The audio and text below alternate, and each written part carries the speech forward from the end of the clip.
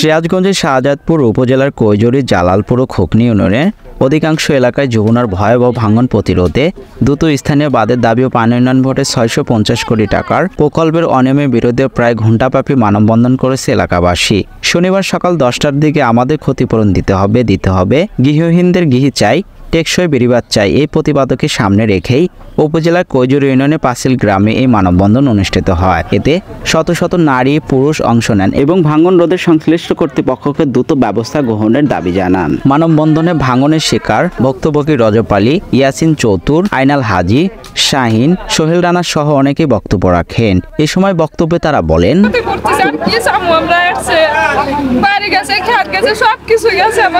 আমার কিছুই না, আমার বিল্ডিং আমার দাবি গেছে, আমরা ছেলে মেয়ে উঠতেছি। আমাদের যে 650 কোটি টাকার যে প্রকল্পের যে অনিয়ম তার বিচার চাই এবং সেই সাথে যে নদী পাড়ের টেকসই উন্নয়ন বাঁধ এবং আমাদের যে যারা আমরা নদী ভাঙনে ক্ষতিগ্রস্ত হয়েছে তাদের ক্ষতিপূরণ এবং হচ্ছে তাদেরকে একটা গুচ্ছগ্রাম তৈরি করে দেওয়া হোক। আমরা গ্রামের যারা আছি সবাই আছি একসাথে যেন থাকতে পারি, কারণ আমার গ্রাম আমার কাছে আরও একটি বাংলাদেশ। আমি আমার গ্রামের মানচিত্র শেষ রক্ষা করতে চাই, কারণ এই কারণে আমরা মানববন্ধন করছি। পানি উন্নয়ন বোর্ডের চোরদের বিচার দাবিতে মানববন্ধন করার মূল কারণ ওনারা কাজের নামে অকাজ করেছে। ওনাদের গাফিলতির কারণে আমাদের গ্রামের 1.5 কিলোমিটার গ্রামে একদম ব্যাঙে নদীতে বিলীন হয়ে গেছে। মাত্র এ আছে 1 থেকে 200 মিটার। এই 1 থেকে 200 মিটার যদি ভেঙে যায় আমাদের গ্রামের শেষ মানচিত্র নদী গর্ভে বিলীন হয়ে যাবে। তাহলে 650 কোটি প্রকল্পের উনি এক তীরে রইল না। মানববন্ধন মূলত আমাদের নদী গর্ভে গত 15 দিন ধরে আমাদের নদী গর্ভে অনেক বাড়িঘরগুলো বিলীন হয়ে গেছে। তাই আমাদের এই লোকজনগুলো ঠাঁই নাই, বাড়ি কেনার মতনও কোনো যোগ্যতা নাই।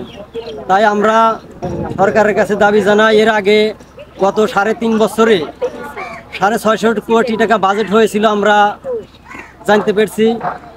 সেই 650 কোটি টাকা মূলত ওইভাবে কাজ হয় নাই, মানে স্লো পয়জিং, ওই 2-1 করে বস্তা পরে যদি দ্রুত এমার্জেন্সি আমাদের 200 কোটি টাকার কাজ করতো ঠিক মতো, তাহলে আমাদের এই নদী ফিরে যাইতো।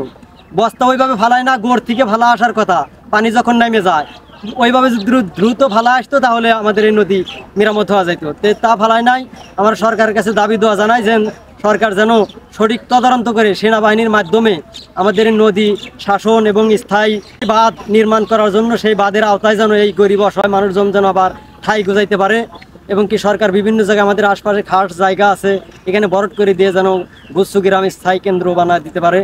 আবার এই সরকারের কাছে দাবি দেওয়া জানাই। এ সময় সিরাজগঞ্জ 6 আসনে মাননীয় সংসদ সদস্য চয়ন ইসলাম ভাঙন কবলিত এলাকা পরিদর্শন শেষে তিনি বলেন, একটা টিউবের ওজন প্রায় 240 কেজি।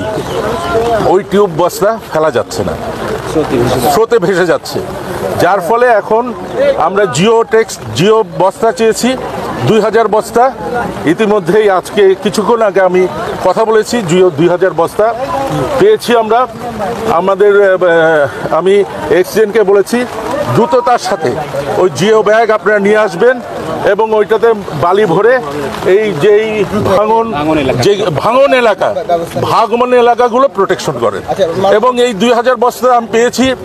আমি আজকে সকালেও কথা বলেছি ঊর্ধ্বতন কর্তৃপক্ষের সাথে, আমি এইখান থেকে ফিরে যেয়ে আবার কথা বলে আমি এটাকে 5000 বস্তা করার চেষ্টা করব, যাতে আমরা এই যেই ব্যাংকগুলো ভাঙছে সেই ব্যাংকগুলো যাতে আমরা প্রোটেকশন দিতে পারি। এ সময় তিনি ব্যক্তিগত তহবিল থেকে 2 লক্ষ টাকা দেওয়ার ঘোষণা দেন।